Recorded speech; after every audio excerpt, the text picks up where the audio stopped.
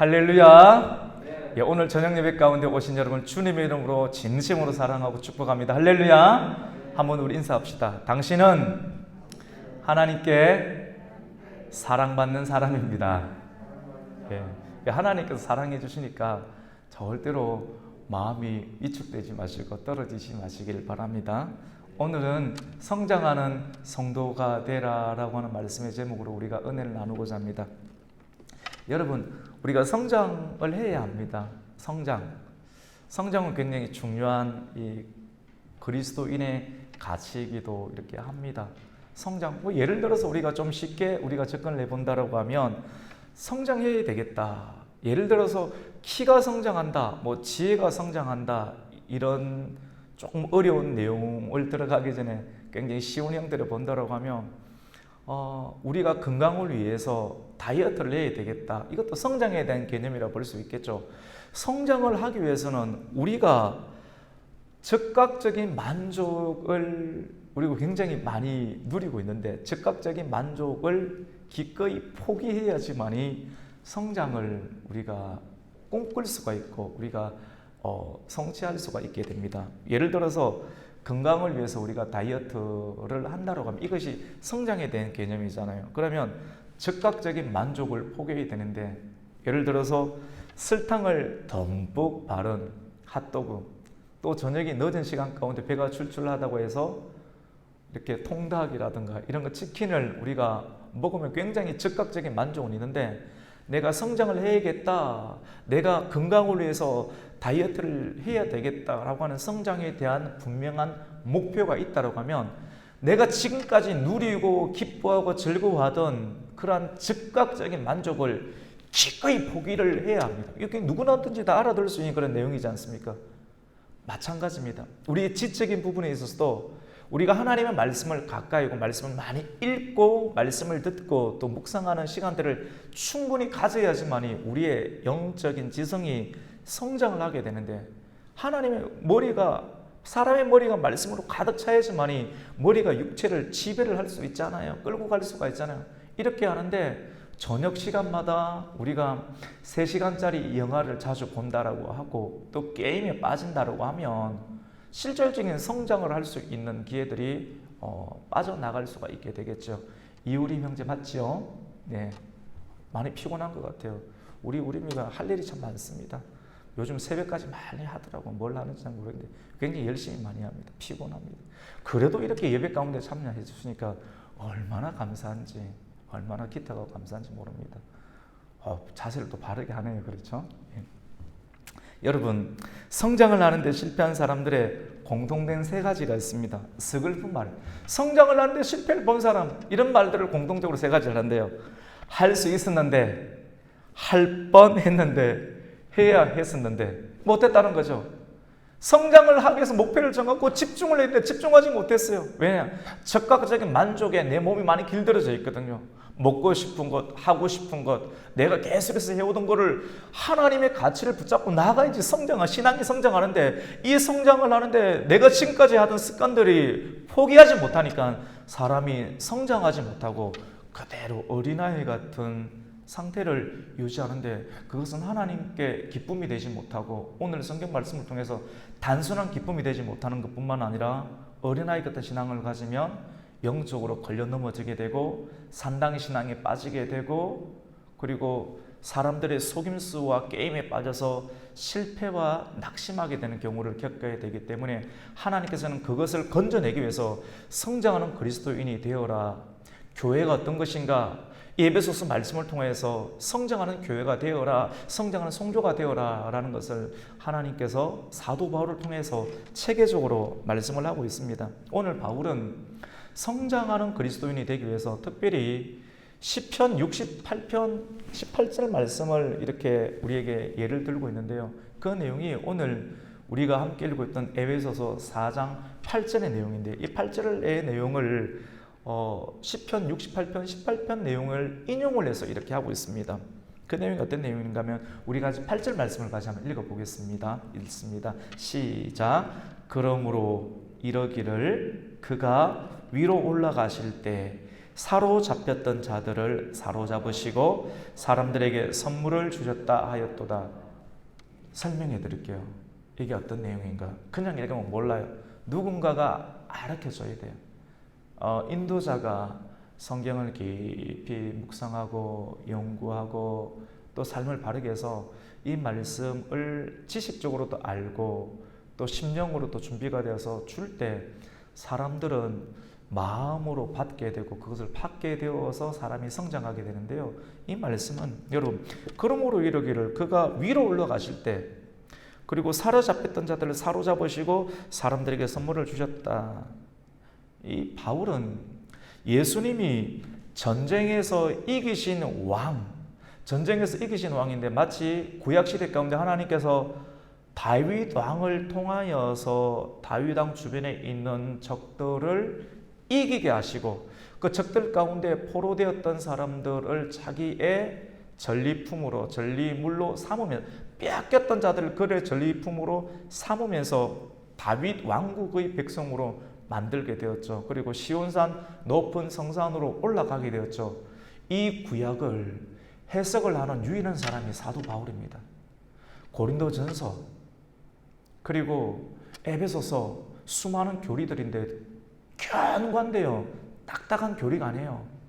이거를 해석한 사람, 구약을 해석한 사람이 사도 바울이라니까요.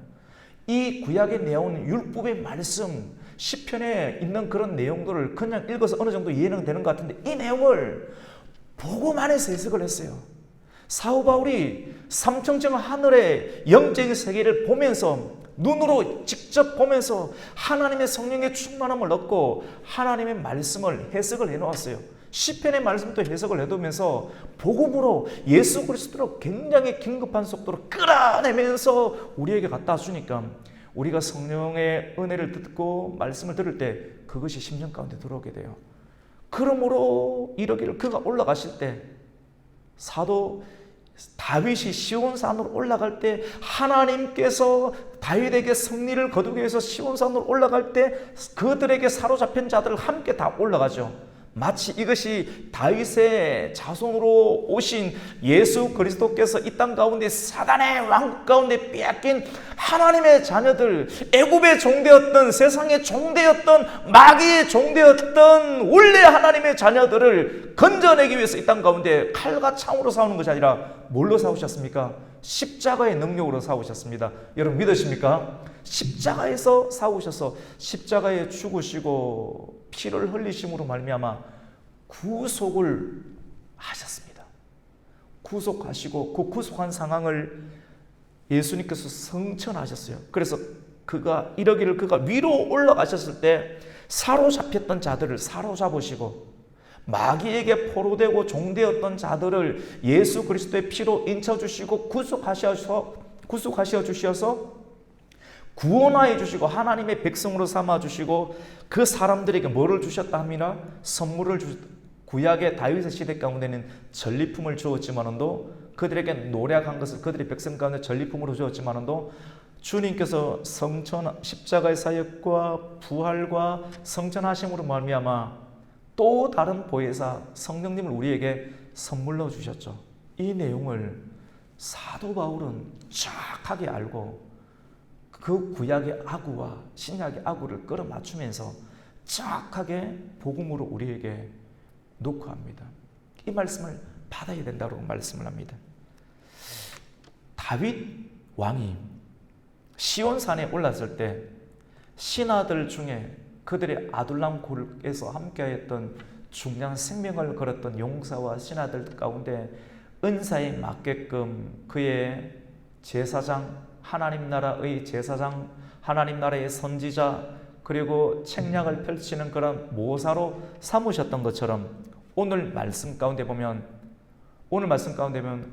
예수 그리스도께서 그의 몸된 교회를 세우시고 어떤 이에게는 은사를 주시는데 어떤 이에게는 선지자로, 어떤 이에게는 사도로, 어떤 이에게는 복음 전하는 자로, 어떤 이에게는 목사로, 어떤 이에게는 교사라고 하는 직분을 위임해 주면서 예수님 혼자서 감당하는 것이 아니라 예수님의 성령의 선물과 능력을 그들에게 주면서 위임해 주면서 그들이 함께 함께 하나님의 일들을 합력하고 협력하고 유기체적으로 감당하여서 견고한 조직을 만들 수 있도록 하나님 나라, 다윗의 왕국을 세웠던 것처럼 예수님께서 성령을 통해서 이 하나님의 나라와 교회를 세우신다는 것을 말씀을 하고 있습니다. 여러분 이해되시죠? 이 내용을 자꾸 들었다 보니까 우리 11절 말씀을 함께 읽겠습니다. 이런 의미로 이 11절 한번 보시면 됩니다. 시작. 그가 어떤 사람은 사도로, 어떤 사람은 선지자로, 어떤 사람은 복음 전하는 자로, 어떤 사람은 목사와 교사로 삼으셨으니, 단순하게 어떤 은사나 복음의 오중구조 이런 형태가 아니라 철저하게 구약 성경을 사도 바울에게 주신 하나님의 영감으로 들어가서 하니까 교리가 형성이 되고, 교리뿐만 아니라 이 안에 있는 복음의 영향력이 우리의 전인격 가운데 들어오게 되는 말씀이죠. 예수님이 하나님의 나라 그리고 중요한 중심들에게 직무를 감당하도록 한 것은 하나님 나라를 견고하게 하기 위함이고, 교회를 견고하게 하기 위함이고, 그 하나님 나라와 교회를 이루는 하나님 나라의 백성, 성도를 성장시키기 위해서 하나님께서는 이 땅 가운데 오셔서 십자가, 여러분 올라가셨다라고 하는 말은 내려오셨다는 것을 증언하는 내용이지 않습니까? 오늘 우리가 7절부터 읽었는데 9절을 보면 굳이 올라가셨다는 말씀을 쓰고 있어요. 우리 9절 말씀을 한번 읽겠습니다. 시작. 올라가셨다 하였은즉 땅 아래 낮은 곳으로 내려졌던 것이 아니면 무엇이냐. 그냥 자연스럽게 그냥 읽고 지나갈 수 있는 내용인데, 이것도 자연스러운 아니라 추를 던지는 겁니다. 강력한 핵폭탄을 던지는 것처럼 어마어마한 무게감이 있는데, 이 무게감을 받아들여야 돼. 받아들일 수 있는 공간이 만들어져야 돼. 올라가셨다라고 하는 것은 그 자체가 이미 내려왔다는 것. 사람이 올라가고자 한다라고 하면 내려가야 됩니다. 낮아져야 되고, 또 겸손해야 되고, 순종을 해야 되고, understand, 이해해야 되고, 사랑해야지만이 사람이 성장하고 견고하고 튼튼한 하나님 나라를 이룰 수가 있게 됩니다. 우리가 하나님 나라의 일꾼으로서 또 영적으로서 성장하기 위해서 우리는 과연 어떻게 해야 되는가? 오늘 본문은 세 가지로 우리가 어떠한 태도, 어떠한 마음가짐으로 하나님의 말씀을 받고 마음에 드는 하나님의 내용들을 우리의 몸으로 무장시켜서 움직여내야 되는가? 그것이 어떻게 사는가의 문제인데, 그 내용들을 세 가지 형태로 우리에게 도전하고 있습니다. 그 첫 번째로는 우리가 영적으로 성장하기 위해서는 어떻게 해야 되는가? 같이 봅시다. 아는 것과 믿는 것에 하나가 되어야 됩니다. 우리 오늘 13절 항상 성경을 가지고 해야 되거든요. 13절 말씀을 같이 한번 읽겠습니다. 시작. 우리가 다 하나님의 아들을 믿는 것과 아는 일에 하나가 되어 온전한 사람을 이루어 그리스도의 장성한 분량이 충만한 데까지 이르니니. 여러분, 사람이 알고는 있어요. 아는데 못하죠. 용기 없는 거죠. 알고 있는데 못하는 거, 비겁한 거, 믿음이 약한 겁니다. 믿음이라고 하는 것은 단순한 영적인 행위 자체를 말하는 것이 아니라, 아는 것은 지식이 들어와서요. 지식이 들어와서 지식이 여전하게 우리의 몸을 움직이도록 영향을 미치는데, 믿음을 가지고 나아가라고 하는데 발이 안 움직여요. 머리는 움직이라고 하는데, 그리스도께서 우리에게 복음으로 돌아와서 그리스도께서 우리 마음 가운데 너는 나아가라, 너는 복음을 전하라, 너는 말씀을 전하라, 너는 이렇게 행동하라 라고 머리는 우리에게 지식을 주는데 발이 따로 놀아요. 유기체가 아니에요. 교회는 유기체가 되어야 되는데, 말씀을 들었으면 움직여야 되는데, 머리로는 아는 것은 있는데, 믿는다는 것은 믿고 믿는다는 거에 행위를 뜻하는 겁니다. 믿으면 증거를 드러내야 되죠. 아는 것과 믿는 것의 불일치가 교회가 아닌 것이죠. 성장하지 않습니다. 신앙생활은 오래 하였지만도 발이 못 움직입니다. 그대로 오랫동안. 그거 뭡니까? 사도행전에 나오는 안전뱅이 아닙니까? 성전 미문에 앉아있는 안전뱅이. 성경 교리 잘 알고 있고 암송 많이 하고 있고 기도하라면 기도 잘 하는데 다 알아. 한 발짝 움직이질 못해요. 날 때부터 움직이질 못해요. 지식은 있는데 움직이지 못하는 사람, 성전 미문에 있는 사람. 근데 복음의 능력이 그에게 손을 잡고 끌어당길 때 주목하여 봐라, 주목하여 볼 때 나사렛 예수 이름으로 명하여 손을 잡고 끌어당기니까 일어서게 되죠. 우리에게는 아는 것과 믿는 것에 일치를 보는 그런 은혜가 있을 때 사람이 성장한다. 단순하게 큰다는 개념보다 하나님의 뜻 가운데 움직일 수 있는 사람이 될 수가 있는 것이죠. 그러기 위해서는 우리가 어떻게 해야 되는가 하면 말씀을 읽고 말씀을 듣고 말씀을 배우고 말씀을 암송하고 말씀을 묵상해야 됩니다. 우리 같이 봅시다. 읽고 듣고 배우고 암송하고 묵상해야 합니다. 이 단계 별것 아닌 것 같은데 이거 단계 말고 다른 거 없습니다. 읽고 듣고 배우고 암송하고 묵상하는 단계를 계속 통해서 아는 것과 믿는 것의 일치를 보는, 그렇게 될 때 사람이 성장하게 되고 견고하게 되는데요. 이렇게 믿음이 성장하고 예수님의 크기만큼 머리가 지시하는 것만큼 몸이 움직이게 되는 형태를 오늘 성경 13절은 그리스도의 장성한 분량까지 자라는 것이다 라고 말씀을 나눕니다. 왜 그렇게 해야 됩니까? 속아 넘어가지 않기 위해서입니다. 흔드는 세력이 있습니다. 영적인 세력이 있다고 하는 거예요. 분명하게 하나님 말씀을 가지고 있으면 하나님 말씀을 무너뜨리려고 하는 영적인 세력이 주변 가운데 늘 포진이 되어 있는데 분별을 해야 돼요. 그것이 우리 가정에 있는 살아가는 사람일 수도 있고 내 자아 안에 내가 스스로 속게 되는 내 자아일 수도 있고요. 자기 자신을 보호하기 위해서 끊임없이 스스로 속게 되는 타인일 수도 있고 자기 자신을 그 안에 있는 교란하는 영적인 상황일 수도 있는데 분별을 해야 되는데 이 분별을 하기 위해 있는 능력은 어디서 나오는가?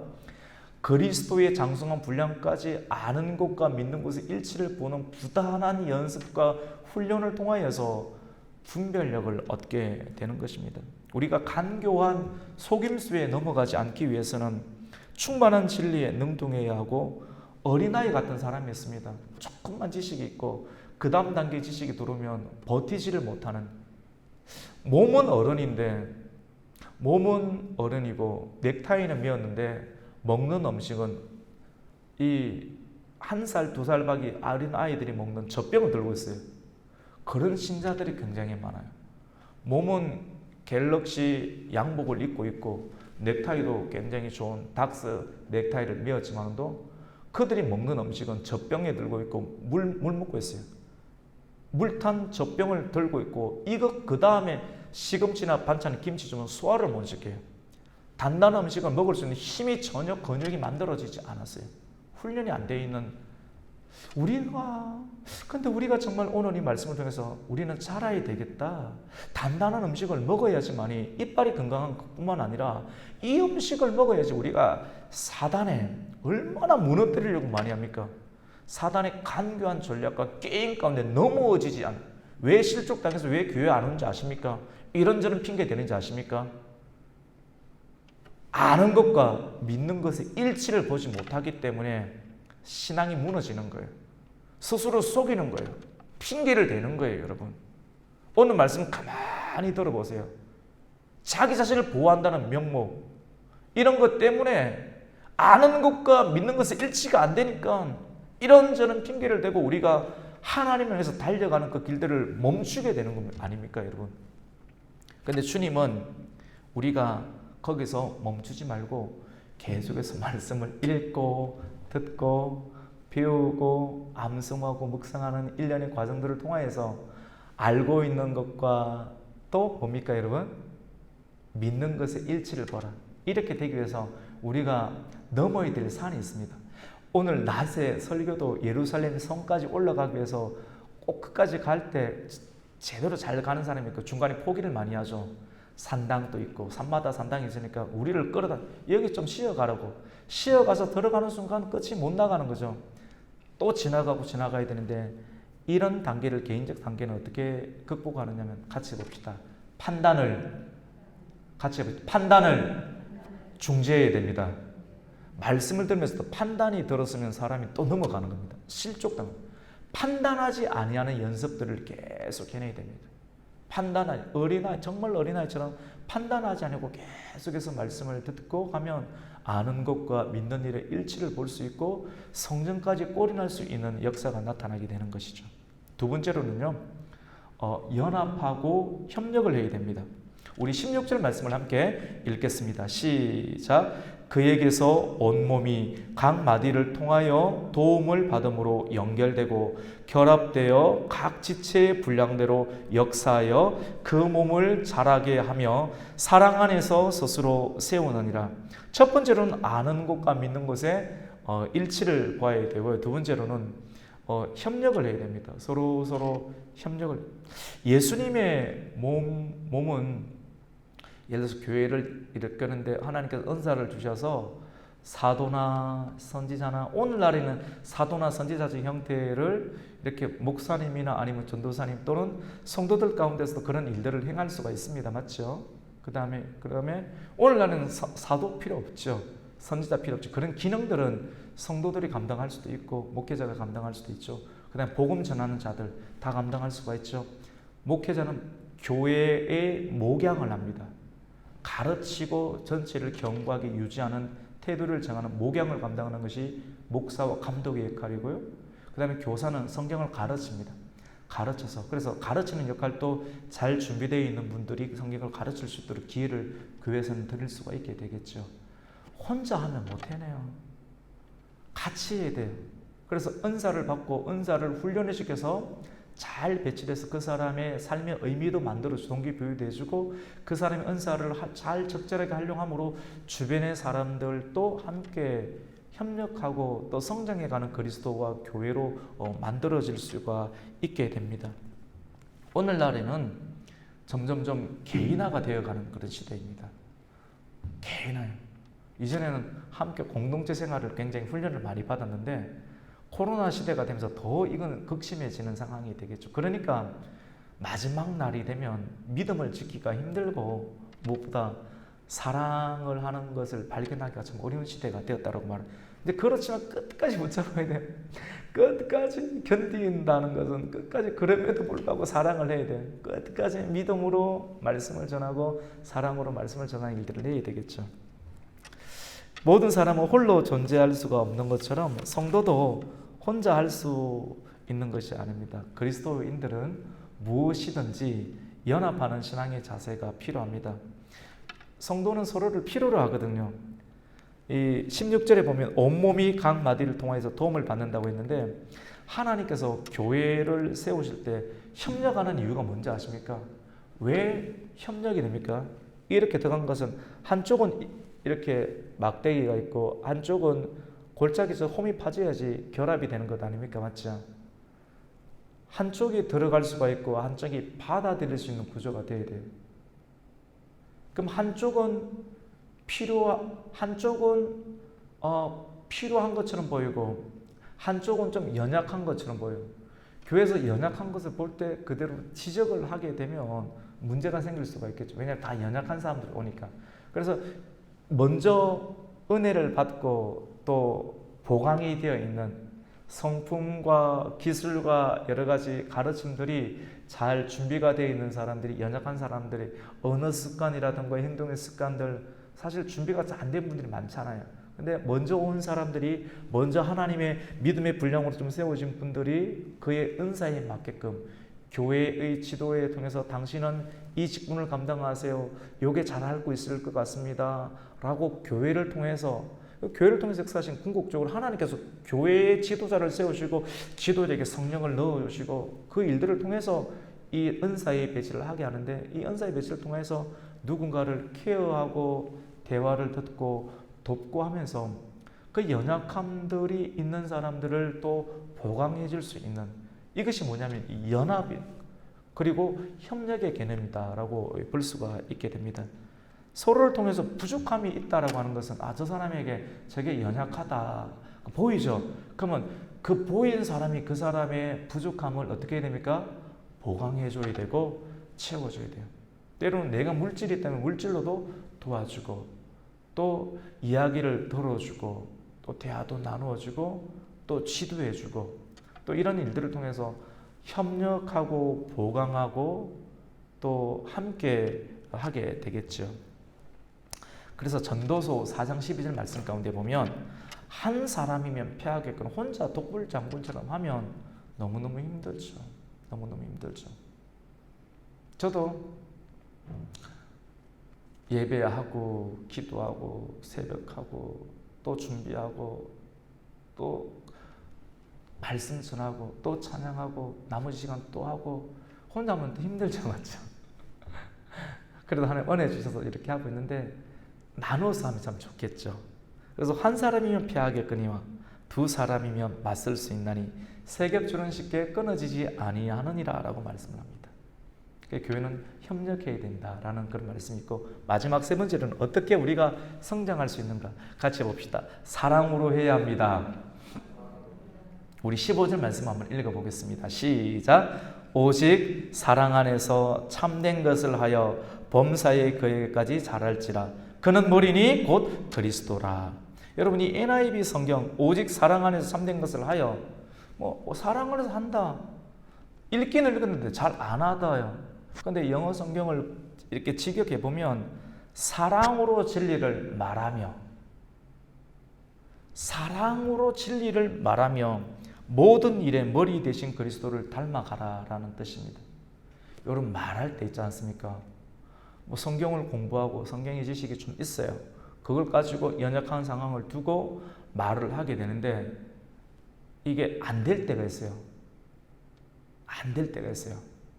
안 되는 때의 이유를 가만히 보면 처음에는 그 사람이 받을 준비가 안 됐는가 보다 이렇게도 생각할 수가 있겠지만 더 깊이 들어가다 보면 진리를 말하는 데 있어서 오늘 15절에 있는 것처럼 진리를 말하는 데 있어서 사랑으로 말하지 않았기 때문입니다.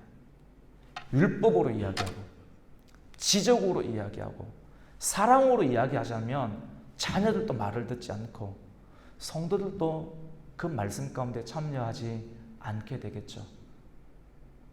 사랑으로 해야 됩니다. 우리가 말을 하였지만도 왜 말이 들어가지 않는 대부분의 이유는 꽹가리가 되었기 때문에, 잔소리처럼 다 아는 것처럼 그 사람의 판단의 벽에 다 걸렸기 때문에, 그 판단의 벽을 뛰어넘을 수 있는 것은 뭐밖에 없습니까?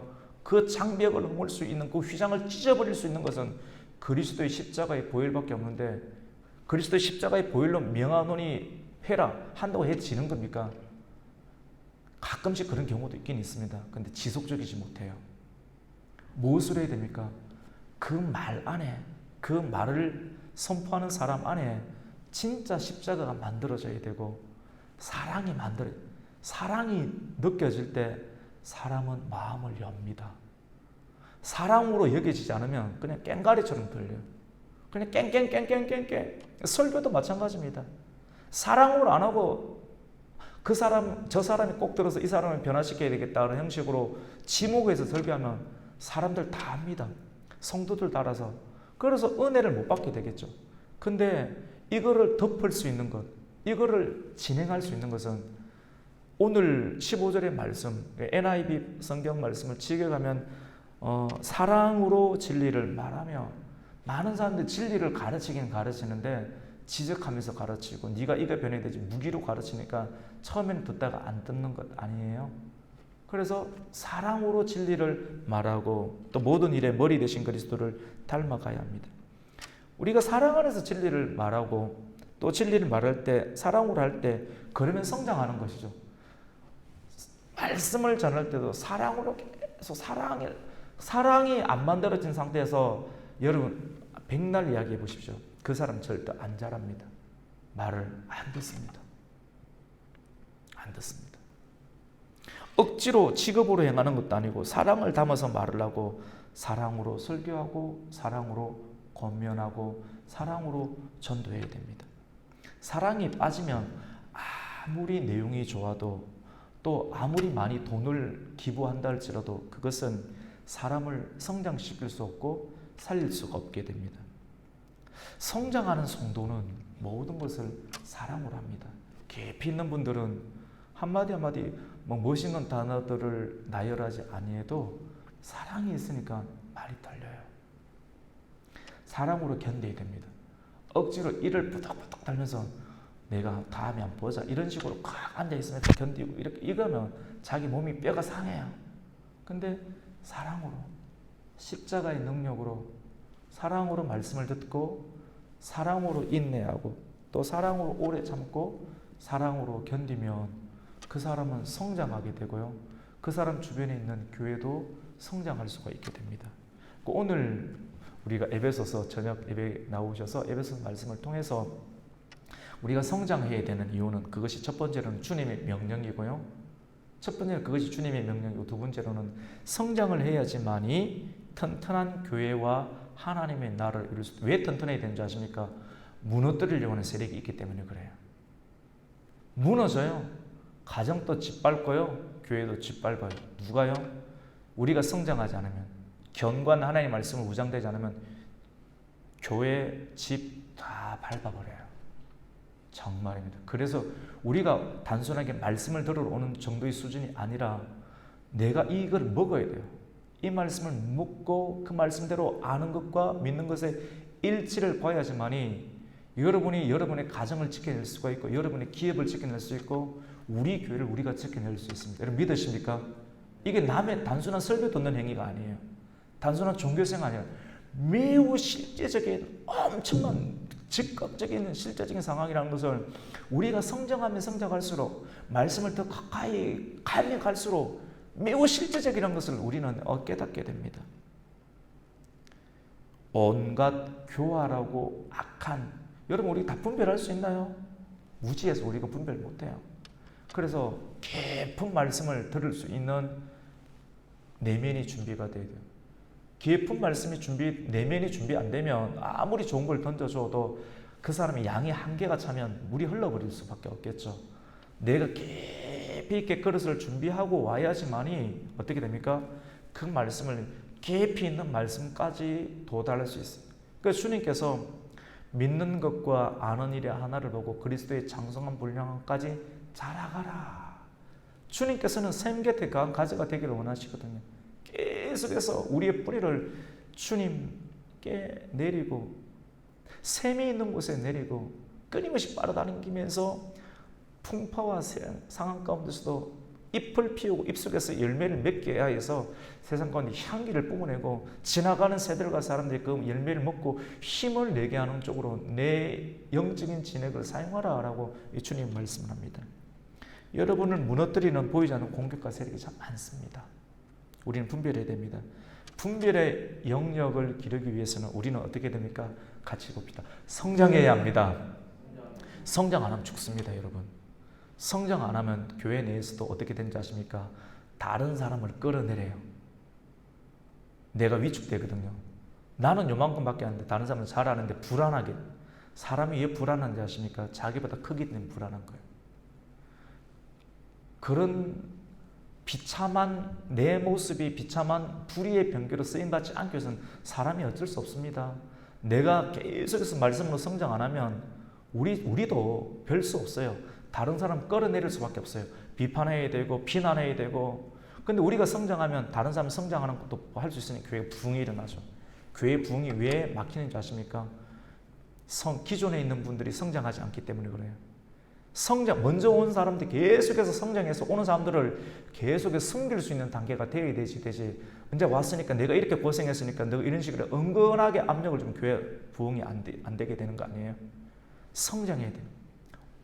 먼저 온 분들이 끊임없이 성장하고 끊임없이 영적인 능력들이 깊고 말씀의 지혜가 깊고 신앙의 성품이 바다처럼 온유하고 해야지 오시는 분들이 끊임없이 그 바다 가운데서 그 테두리 가운데서 마음껏 헤엄칠 수 있고 해칠 수 있고 협력해 줄 수 있게 되는 것이죠. 그러니까 교회가 어떻게 됩니까? 건강해지고 견고해지고 탄탄해지고 힘이 있게 되는 것이죠. 그래서 이런 교회는 어떻게 됩니까? 영적인 전쟁을 수행할 수 있어요. 에베소서 6장 가운데 하늘에 있는 영들과 통치자들과 싸울 수 있는 영적인 수준, 그 정도 수준 안 되면 어떻게 됩니까? 다른 교회 비난하겠죠. 맞죠? 교회는 큰데 그런 영적인 수준까지 도달 안 하니까 못 해내니까 그걸 끌어당겨야 돼요. 그런 영적인 구조들이 있습니다. 영적인 주소가 다르면 그 다음 단계에 있는 사람들이 이해하지 못하고 끌어내려야지만이 내가 안정감을 느끼게 되겠죠.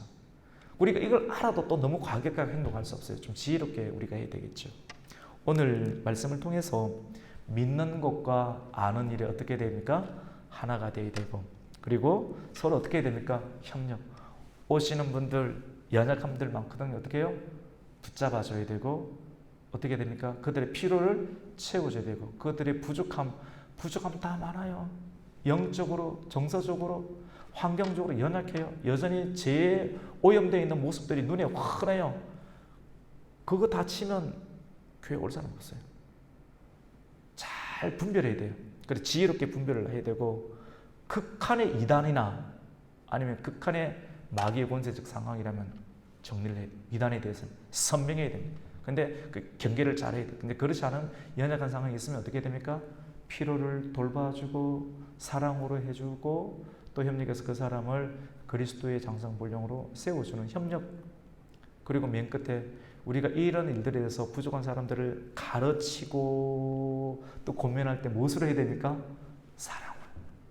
내 마음에 사랑이 없다라면 가르치지 마세요. 텅텅 튕깁니다. 내가 사랑이, 그 사랑이 있으려면 계속해서 움직이세요. 말씀으로 움직이세요.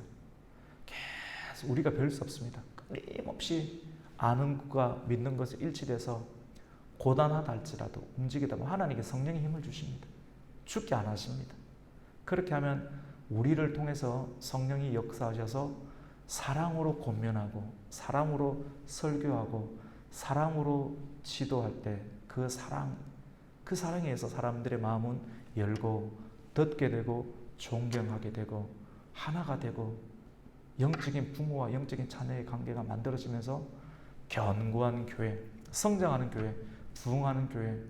단순히 그 교회 이름 날리는 겁니까? 그 교회 그런 게 아니죠. 궁극적으로 영적인 하늘의 영과 또 통치자들과의 싸울 수 있는 하나님의 군대의 모습으로 교회는 또 쓰임 받아야 되겠죠. 그런 일들을 할 때 교회는 무너지지 않고 또 영향력을 끼칠 수 있는 역사가 성경을 통해서 드러나게 됩니다. 오늘 이 말씀을 통해서 믿는 것과 아는 일에 하나가 되고 성도 간에 서로 협력하고 사랑으로 참된 것을 행함으로 견고한 신앙으로 성장해 나가는 우리 성도와 우리 교회가 되시기를 예수님의 이름으로 축원합니다. 아멘. 하나님 감사를 드립니다. 오늘 주일 밤도 주님 앞에 설 수 있도록 우리를 이끌어 주시고 우리에게 새 힘을 넣어 주시니 감사를 드립니다. 하나님께서는 우리가 성장하기를 원하십니다. 그리스도의 장성함을 주님께서 말씀하실 때 우리의 몸이, 우리의 행위가 믿는 것과 아는 것의 하나가 될 수 있는 일치하는 지점까지 가는 성장하는 그리스도인이 되기를 원하고 또 교회가 되기를 원합니다. 우리가 이 일들 가운데 우리가 전심전력하게 해주시고 서로 협력하게 해주시고 모든 일에 사랑으로 말하고 사랑으로 권면하고 사랑으로 행하여서 성장하는 교회 될 수 있도록 성장하는 성도가 될 수 있도록 주님 우리를 인도해 주시고 순종하게 하여 주시옵소서. 예수님의 이름으로 기도드립니다. 아멘.